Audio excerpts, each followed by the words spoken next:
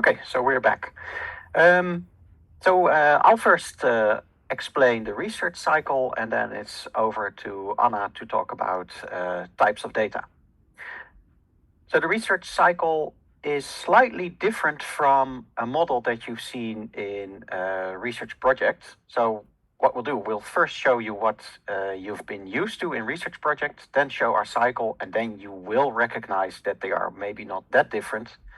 It's a lot about the way we present it. So this is the research process as you have seen it in the research project course.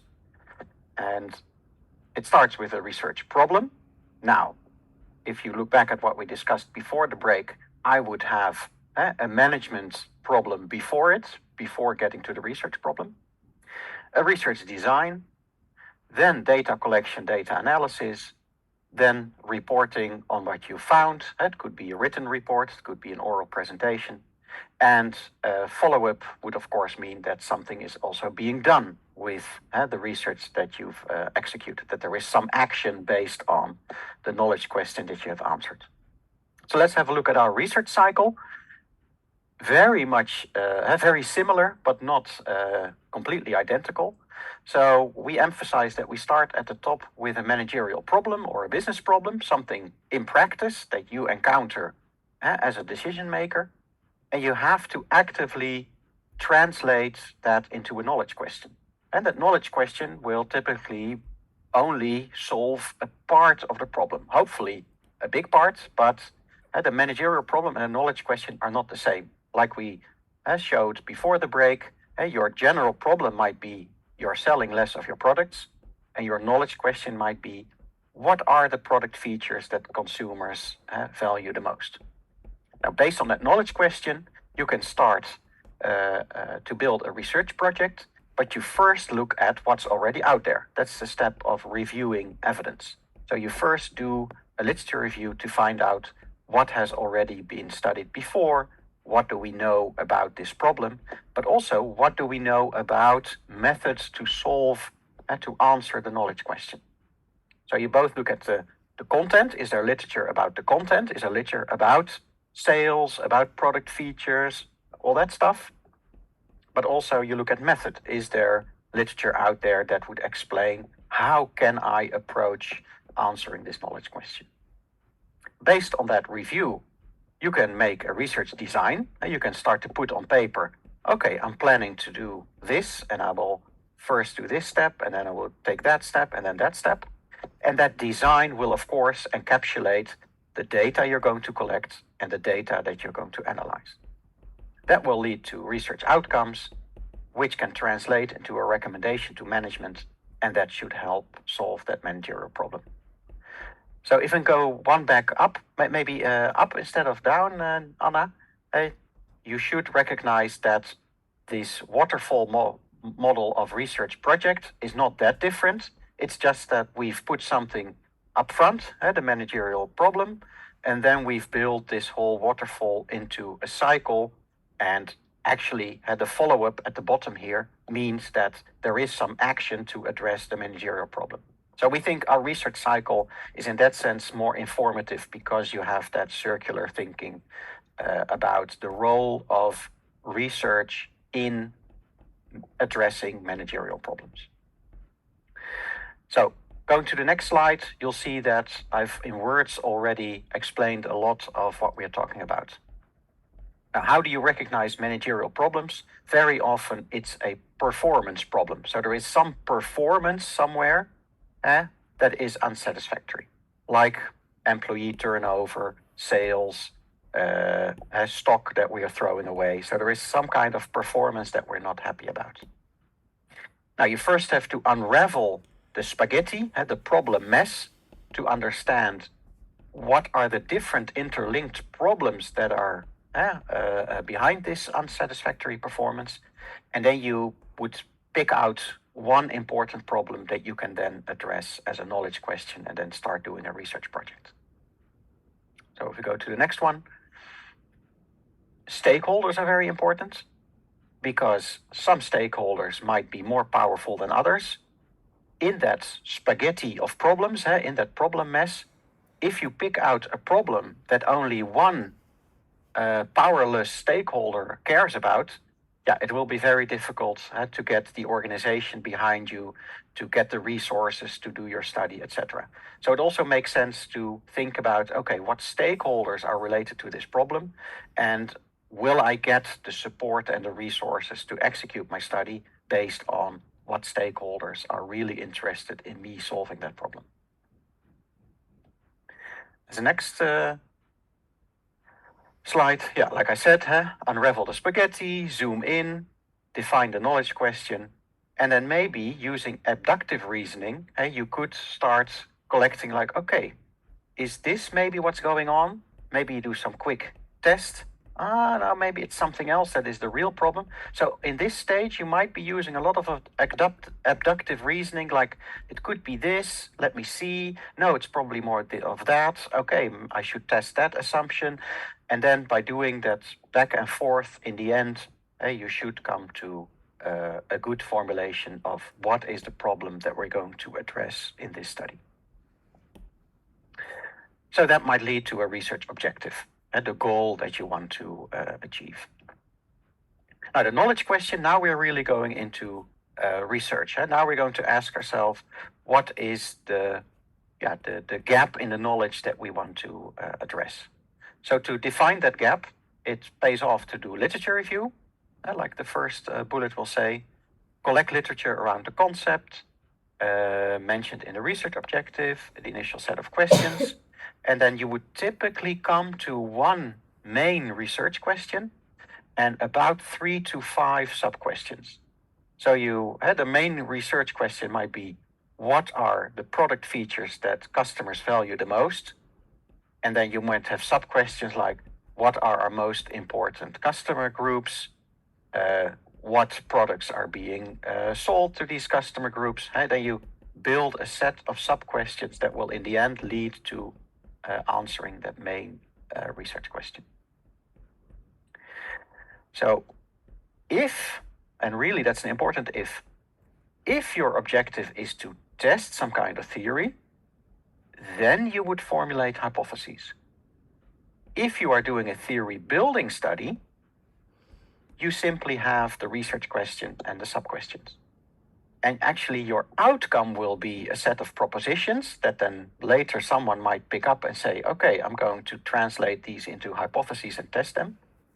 But only in theory testing studies do you have these hypotheses at the start. That's really important to think about. Now, these research questions, if you start looking at them, you might recognize that very often at first you need relatively simple descriptive questions. You need to understand how things are, like I said, who are our main customer groups? What are the most important products? Then a slightly more complex question is explanatory question. Why are these products purchased more often than others? So you try to find explanations. Then the next level is predictive knowledge. That is knowledge about if we turn this knob, then that will change. So A is related to B. How much of A needs to be improved in order to get an improvement in B? So this is really about relationships between variables and trying to find some kind of coefficient of correlation between them. And then you can predict if I change something here, then something will change there. And the fourth one would be prescriptive knowledge, that you would say, okay, in order to get more sales, you should change this, this, and that. And you can already understand, in order to develop prescriptive knowledge, you need predictive knowledge about the relationships between things. And in order to develop predictive knowledge, you need to have some explanatory knowledge. Why is it that B changes if A changes? And very often, before you can even get to explanatory knowledge, you need descriptive knowledge. What kind of A is important for my customers? What kind of B am I going to look at? So it's really a hierarchy of questions. If you only ask questions of the first kind, you are doing a descriptive study, and the only thing you do is describe the world out there. If you want to do explanatory things, you need to describe first and then to explain. And if you want to do something at the fourth level, prescriptive, you need to describe, explain, predict before you can prescribe. Sometimes you see a list of 5 types. That's why I'll have the little asterisk there. That in some fields, evaluative knowledge is very important. And you can even imagine that in management it might also be important. But I'm just sticking to the list of 4 here. And there's a hierarchy between them. Okay, let's move to the next one. I'll do this quickly because next week is all about this. Next week is all about reviewing the evidence.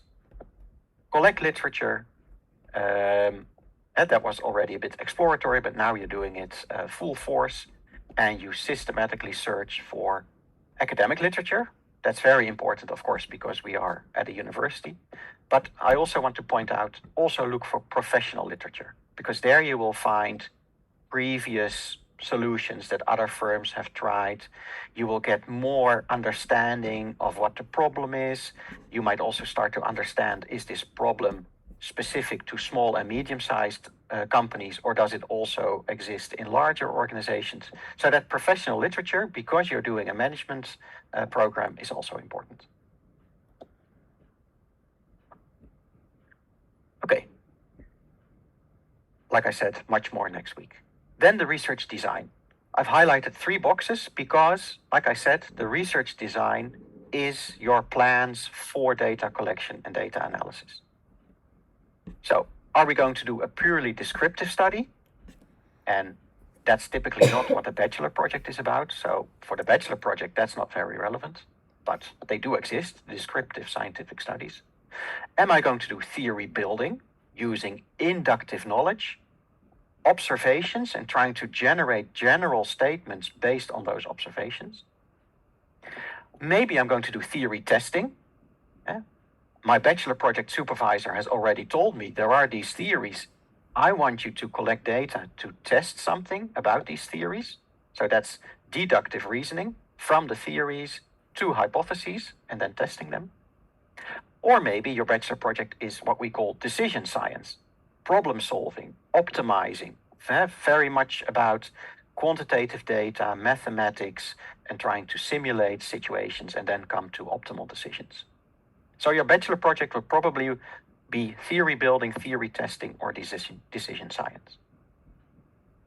Now, they need to be consistent with each other.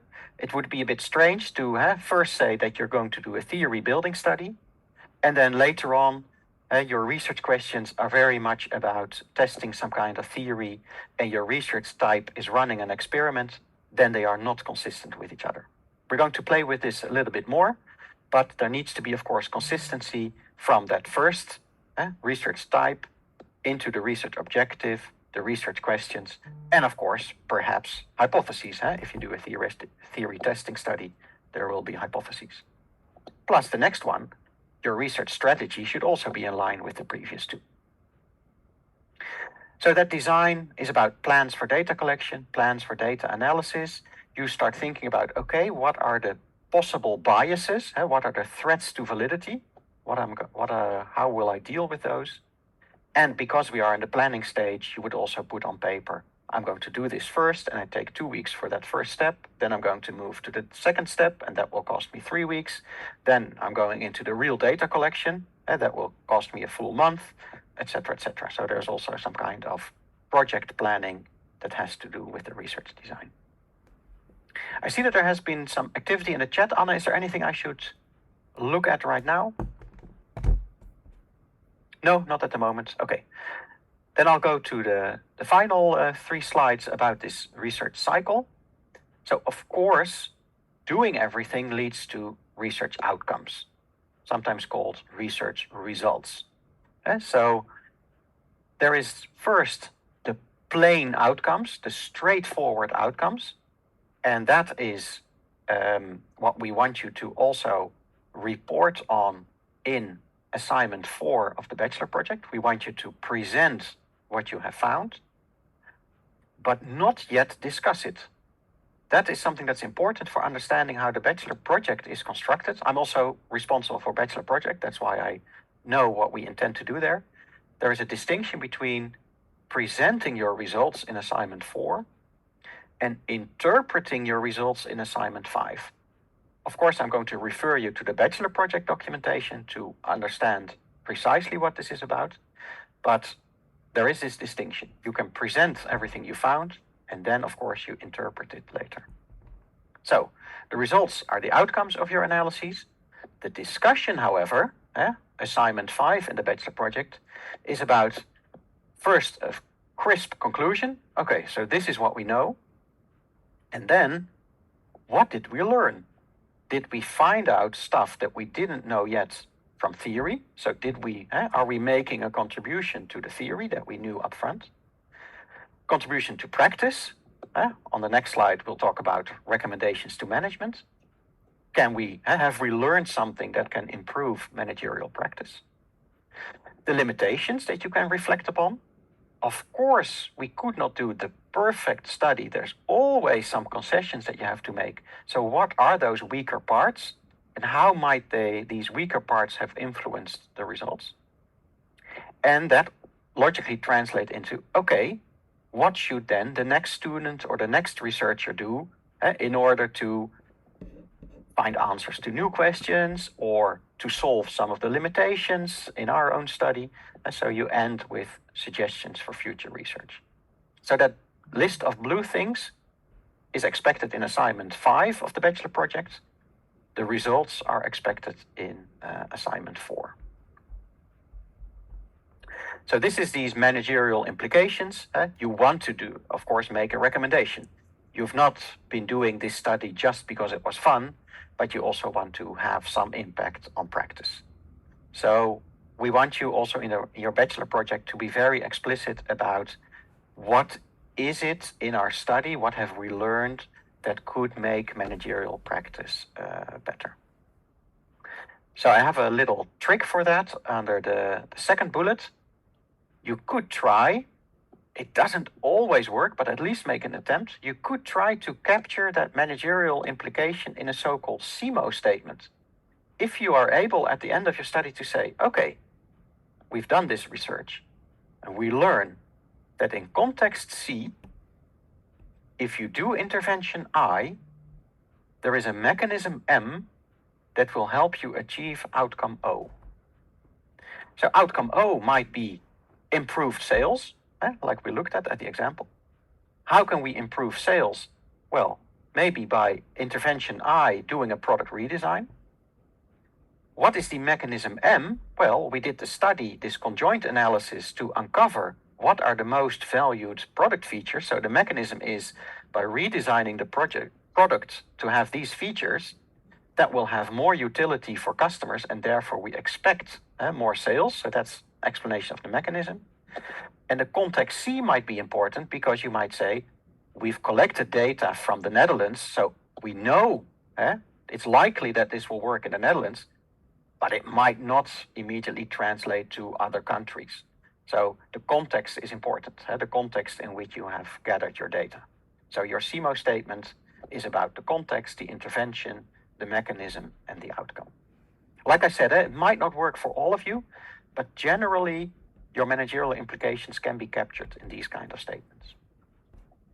Now, I already said, be mindful of context. Don't assume that it works all across the world just because you've studied it in Rotterdam. Context is important.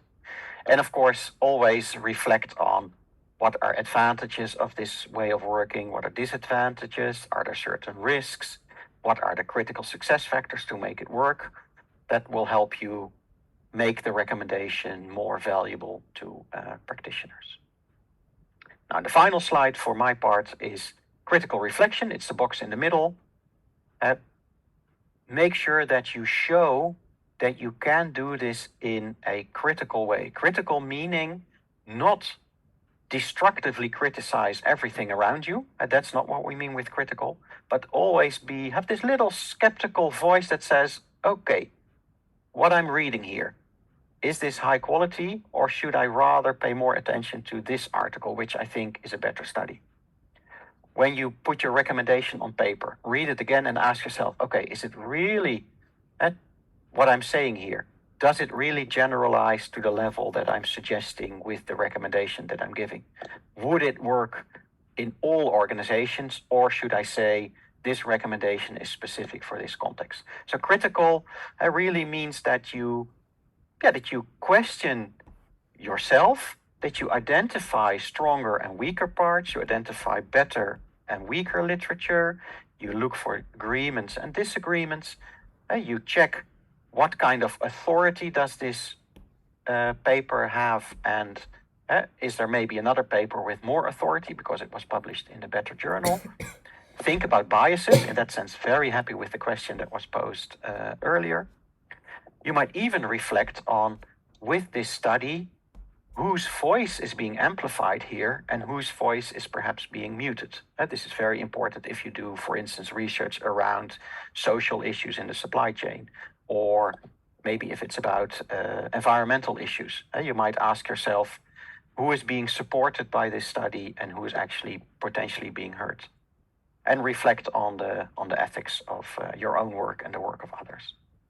So this is where I stop, where I hand over to Anna, unless, Anna, there is something you want me to put some more attention to. No, I think the chat I answered, but I just want to reiterate once again that it's not the model that you expected to draw in your bachelor project, right? It's a model of the logic of research, and regardless of what exactly your BP theme looks like, that logic applies. Yeah, and that's really something that you need to check yourself against, I think, frequently, because you cannot define your research design unless you know your question. Yeah, you cannot decide which data you need to collect unless you know what exactly you want to find out. Yeah, so steps, logic is very important, and understanding content is also very important, and aligning. Yeah, so what are you doing is also very important. And alignment, what I think I saw also from last year is sometimes where people get lost. This alignment between the problem, the question, and research design. Yeah, that's typically, I think, where the struggle is, because after that, it kind of becomes then easy.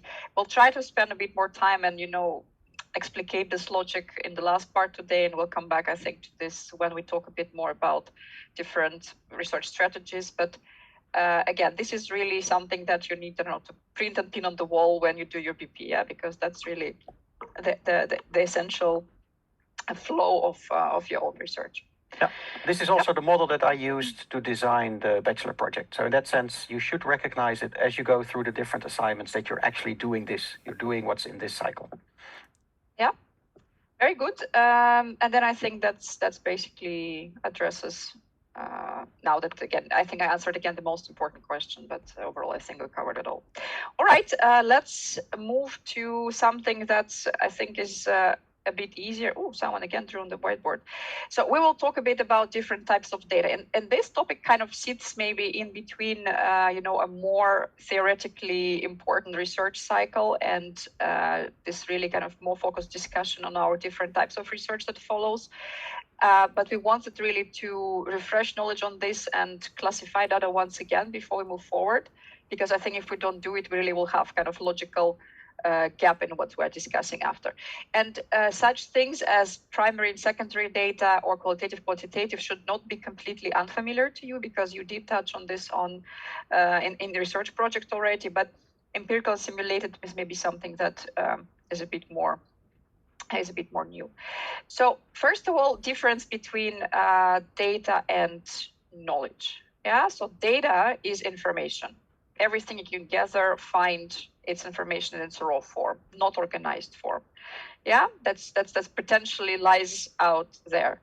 Now, data collection is really a process of acquiring information, and there can be a variety of sources. And of course, you want to find information on a particular research topic that is of your interest. Yeah, so it's really finding what's of relevance to you, and then you need to really think about what is knowledge. Yeah, so you're transferring data into knowledge through processing. Yeah, through reflecting on what this data means, through analyzing it using variety of techniques depending on the type of data and your research question, of linking pieces of data to each other, of storing it systematic way. Yeah, so knowledge is always meaningful, and data not really by default. Yeah, so this really important process of working with data is transferring into something that becomes knowledge. Primary and secondary data. Again, this is something that you discussed already, but I want to stop on this and I'll stop on some, let's say, gray area in this classification. So primary simply means new, meaning that a researcher in your bachelor project, it's you, collected this for the first time, yeah, with a particular research problem in mind. So it's always raw, yeah, because you just collected it. It needs processing and analysis in your own way. You design the way you will to go through this analysis. It's typically a time-taking process, and it may be expensive to collect. Expensive, not necessarily in monetary terms, but expensive in terms of time. And typically, especially I think if your time is limited, it results in smaller data samples. Yeah, you cannot afford going interviewing hundreds of people when you do a bachelor project. Yeah, so it always will be a relatively small sample at the end, if it's something that you are working on your own. And the primary limiting factor here is really time that you have. It's potentially high quality for research than secondary data because you collect it yourself and you're really tied to your own needs. Yeah, you focus on the variables that you want to find. You try to avoid getting there something that's not of interest to you. Yeah, so typically it's better to work with, and there are a variety of sources, again, depending on which data you're looking for. Questionnaires, so surveys, if you think about this, interviews, observations, photo, video material that you can create yourself, audio recordings. You can also work with focus groups. You can read documents. So there's a variety of ways that you can create data for your research yourself. Secondary, which is, again, we kind of say primary is new, secondary is old, means it collected by someone already before you, yeah? And they collected for their own purpose. It maybe was research purpose, maybe it was analytics purpose, but it was already data, this raw information that exists there that was already processed and analyzed somehow by someone else, yeah? So it was already, something was done to this information that was found. It's often cheaper and faster access. Again, to some sources, you need only, you have to pay to get access, but it's cheaper in terms of it's faster to get. So you don't have to spend so much time to access it most of the time. Typically, it's easier to get really bigger data samples, especially if you get access to big databases. There's tons of data there. So it's really quantity versus quality balance if you want. It can be not as good quality as you would like it to be, because again, it was already collected for some other purpose. So it may need adjustment to work for you. Maybe not all variables are present that you're looking for, or maybe there is too much noise, too much unnecessary stuff there. So again, this is a compromise between quantity, quality, and time in a way, and also what you can find in general. I think that's out there. Sometimes it's not even feasible maybe to look for primary data for certain topics, or sometimes vice versa, secondary is not of relevance for you. You can collect it from the website, sometimes again, databases or historical graphs for currency exchange, for sales data can be present on websites. You can look at industry statistics, you can look at government reports, you can look at existing databases. Some of them again are paid for access. So everything that you could think about to find organized records of your interest.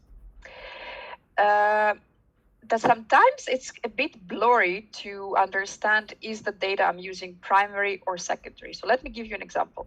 So let's assume you want to study sustainability in the automotive sector, and you want to know how the manufacturers in Germany have approached working on sustainable projects. Yeah, so what have they done to improve sustainability? So there are two ways to look at the data here. First, you can say, oh, I found an industry report that covers really of what I'm interested in. Looks at all the European manufacturers, not only German, but also has the companies of the interest for me. So I would assume that this data already presents information that's interesting for you, that you may either not be able to see how this information is actually structured, what's there, or it may have some extra information that is not relevant for you, or maybe it doesn't have everything that you would like to know. But you can say, okay, somehow it is suitable.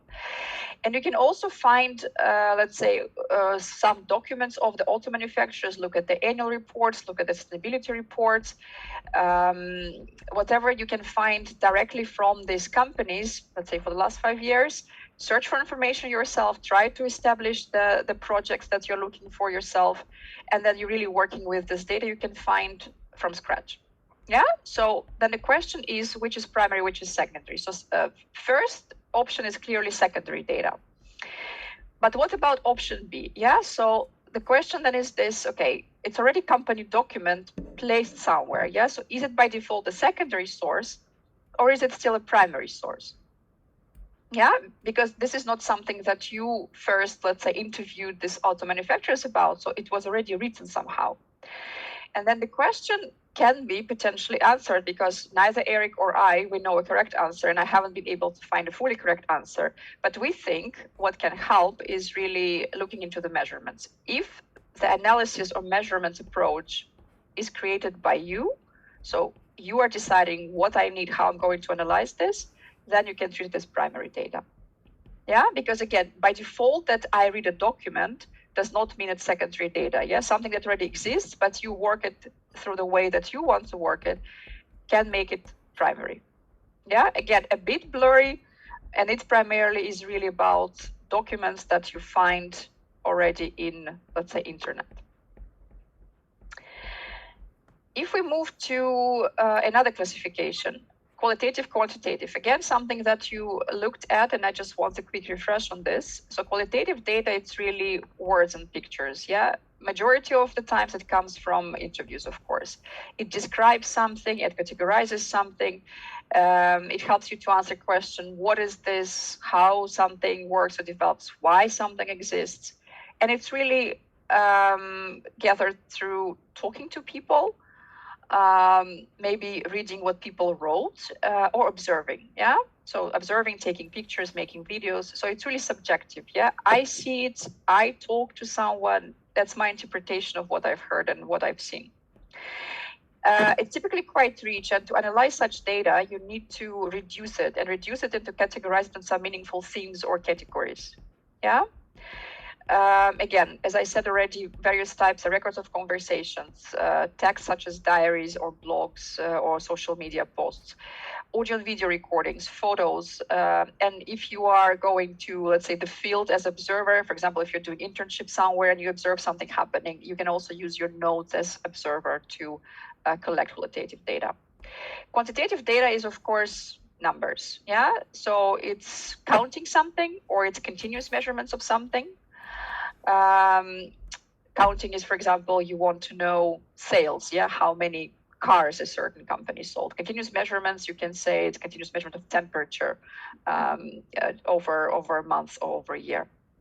It answers questions of how many, how much, how often something happens. It's really gathered by measuring and counting, yeah, and for that reason, it's much more universal, because our measurements are mostly universal, although we do have some measurement differences in different countries. But yeah, they're more objective. Yeah, there is way less freedom of interpretation to that. And typically use statistics to analyze such data. Yeah, it comes from questionnaires if you use numerical scales there. It can come from your Google Analytics that can give you lots of interesting insights into data. Sensors, measurement devices, secondary data that comes from stock market records, exchange rates, sales information, etc. Yeah, so very different, and I think here it's very easy to recognize where data belongs to which type.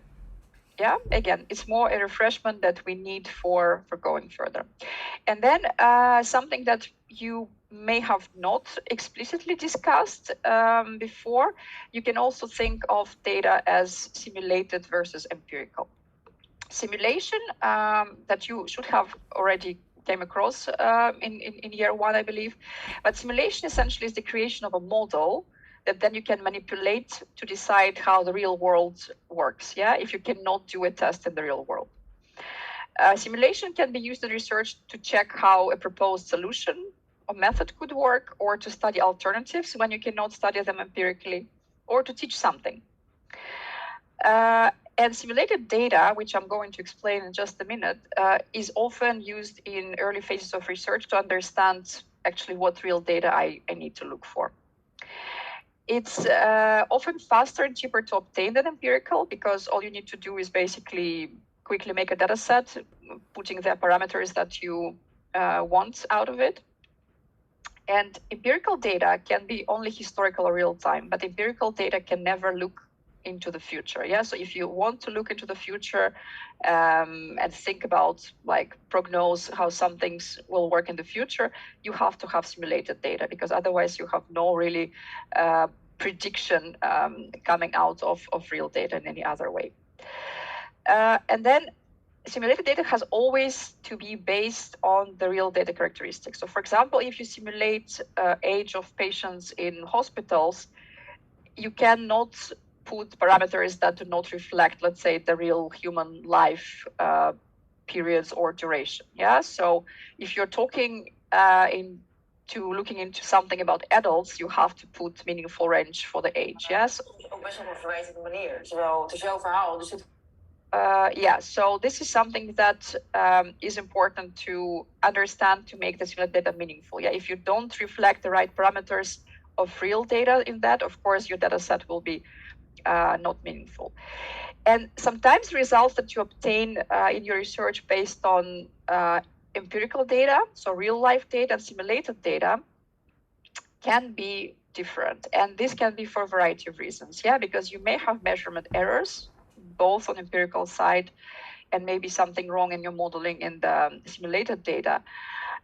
Or maybe your hypothesis is formulated in such a way that really result in differences. Yeah, but it's important to understand that in research and also in your bachelor project, in certain tracks that are more, I think, quant-oriented, you may have to work with simulated data. Yeah, so it's something that it's not empirically real data, but it reflects the characteristics of the data that it extends or projects on. Yeah, so this is something that I would like you to understand.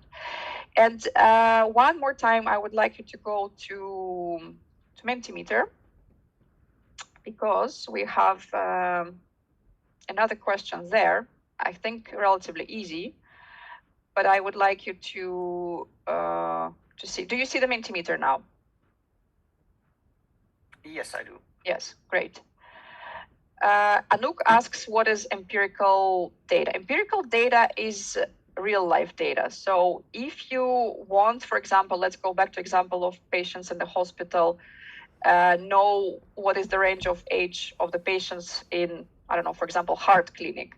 You can look at historical data for the past year and identify how many groups of patients of each age were there. But if you want to look into, let's say, I want to forecast how many patients of certain age I will have in the next years, I have to simulate this data. You have to say, okay, I have historical data of how many age groups and representatives were there, and I need to kind of think about how statistic changes going in the forward. Yeah, so then I can project something. Empirical is everything that's collected from real sources, real people, real observations that exist there empirically in the world. And of course, the answer is indeed it's simulated data, simply because it's forecast. Yeah. Because again, real data, empirical data cannot give you future. Yeah. So it can give you past, it can give you real time, but it cannot lead you, let's say, to the future. And one more question on the data. So you're looking at the blogs, you are studying cybercrime, and you want to, for example, understand opinions why cybercrime is increasing or it's so dangerous. Yeah. So will this data be primary or secondary?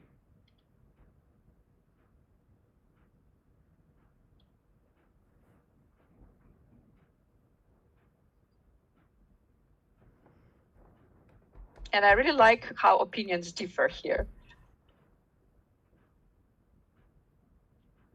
It's almost like the two of us discussing this question, Anna. Exactly. It's almost 50-50 indeed. Yeah. And there is also a unique opinion of Timber.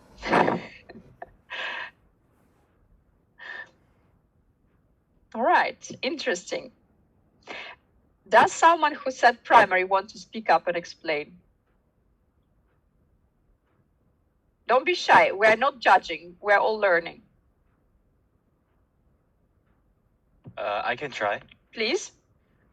I think it's not secondary because, in a sense, the LinkedIn blogs are already available data, but since you extract the information yourself, I feel like this kind of creates a new sort of data, which is primary. For example, like primary data is also surveys, and the knowledge you extract from people in surveys is also data that kind of exists, just like these blogs. So Okay. I think in this sense, this is primary data. Yeah, because you extract the knowledge yourself, right? So that's what you said. Yeah. Okay. Thank you very much. I think it's well reasoned, and thanks for being brave. Now, anyone who said it's secondary would like to explain? Because we're really almost 50-50. Again, don't be shy. Well, I can try it. Please. Well, I think it's secondary data because you are using these 40 blogs that are already like full of their own analysis and their own, kind of, I don't know the English word anymore, but I'm trying to go around it now. They're all subjective in some kind. So I think it's secondary data in that form. Okay, thank you. All right. So, and again, really, there is no one correct answer. It depends how you look at these blogs and what you want to kind of do with them. Because if you say, I just want blogs and I treat a blog as almost like, as you know, a monologue of someone who, you know, expressed opinion, let's say, yeah, because I'm putting a blog post, I'm expressing my opinion about cybercrime, and you as a researcher want this opinion, and you are going to really mine text in these blogs and really kind of, you know, get out of these variables that you want, for example, reasons of cybercrime or risk of cybercrime, yes, or trends of cybercrime. You're really kind of creating these measurements analysis yourself. You can say this is primary data. There is also a way indeed to argue that this data is secondary. It depends really what Anouk said, if there is already some kind of opinions on filters. I'm not sure that, you know, again, what is there in the blogs. Blogs can be different. I think the way to treat this data potentially secondary is there if you think that, oh, this is LinkedIn, right? So this is a platform, so it's an intermediary that gives me this data.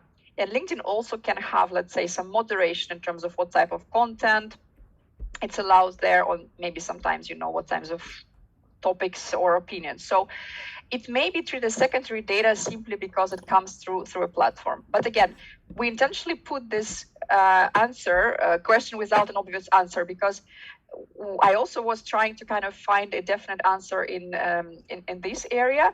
And this is really blurry, yeah? So if you're looking into Twitter, if you're looking into LinkedIn, if you're looking at, you know, Facebook posts, is it primary or secondary? I would argue that, you know, if I'm really doing this analysis and measurements myself, I can say this data is primary, yeah? But that's, again, that's just me. But I want to show you that, you know, this primary secondary is sometimes really blurry, yeah? So keep this in mind. And of course, there's also maybe some element of really privacy. Yeah, so I'm mining LinkedIn blogs, but do I treat this as publicly available data, or do I have to kind of, you know, be protective in terms of, you know, names of people who are behind this and things like that? So, you know, where does it belong in terms of, let's say, privacy and ethics? Gray area, yeah. It's just something that I wanted to point on. But that's really, I think, something that I want to focus on talking on data, and that's, I think, really today the only question that doesn't have an obvious answer. Rest will try to get to more clarity. Very quickly, types of research managerial problems, and then we'll have a break. What I want to say here, and this is really the topic that we are staying with for the rest of the lecture. Types of research that you should have heard and hopefully recall from your research project are the following. Exploratory, you talked about interviews, focus groups, ethnography was mentioned. I think it was more a deep dive into focus groups that you did last year. You talk also about surveys, which was classified as confirmatory descriptive research. And you talked about experiments, which was referred to as confirmatory causal. Yeah, so basically these are types of research that should be familiar to you. We are going to use a bit different classification because, as we said in the beginning, we want to bring it to another level of complexity, but also make it as relevant as possible for your bachelor project. So what you know as exploratory, from now on, we are going to be splitting into exploratory or descriptive. And here we will not make a distinction. It is possible, but that's not necessary for us. Where the output of this knowledge is description of a phenomenon or a process or a new category or a process map, something like this. Yeah, so this is something that's very new, generates exploratory or descriptive knowledge. And again, all you want to do is describe or classify something. We also have theory building knowledge, yeah, where the output is propositions in terms of how certain things work or why they exist, or what are the connections between certain phenomena. So this is theory building research, yeah. From exploratory, let's say we try to explain, we try to see and describe how something works, and then we move to we're trying to explain why something works in a certain way. Yeah, that's your theory building research. What you used to know as confirmatory, and it's basically both about surveys and experiments that you studied in research project, we will classify as theory testing, yeah, because the intended output here is proof of how something works, yeah. You built a theory before, you assumed that things work in a certain way, and now you need to test if this assumption is true. So that's what theory testing is busy with, yeah. Really trying to quantify relationships or prove that certain relationships that were assumed are correct. Yeah, so this is theory testing research, as we will refer to from now on. And last one is new to you, and there were a couple of questions before when Eric mentioned decision science, talking about research cycle. What is decision science? So decision science is something that, again, I will give you example in the third part of the lecture. We'll talk also about it in week 4 in more detail. But basically, this is type of science which is pretty specific, that is focused really on solving managerial problems, such as problems of optimization, of improvement, of better prediction. On this slide, you can see a couple examples of decision science. Yeah, I don't know if you've heard about the traveling salesman's problem before, but that's really a classic network organization problem, yeah, or the travel itinerary organization problem. Yeah, so the salesman needs to visit as many locations as possible and then return to the initial spot. This is basically how the PostNL delivery is organized. Yeah, so, and that's optimization problem, because if you have multiple locations, multiple roads and routes, and multiple ways to travel around, you need to find an optimal one. And this is what decision science is busy with.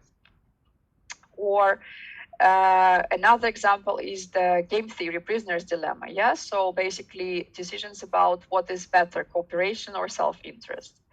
So this is very, again, very specific type of research, very very quant type of research. So it's really a lot of models, math, algorithms, techniques.